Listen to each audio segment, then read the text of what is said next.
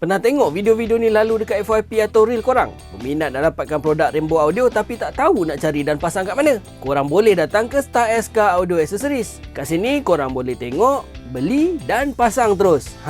Kalau korang ada Proton X50 ke, X70, Toyota Alphard, Velfire, Mercedes, Rainbow Audio ada set plug and play untuk kereta korang. Tak perlu pening nak potong wayar dan modify sana sini untuk dapatkan audio yang sedap. Rainbow Audio berasal daripada Jerman. Diorang ni memang dah lama lah dalam bidang audio kenderaan. Sejak tahun 1989 lagi. Untuk produk plug and play yang aku cakap tu tadi, dia didatangkan dengan ambient light dan juga 3 preset audio yang korang boleh pilih dengan menggunakan handphone je. Senang kan?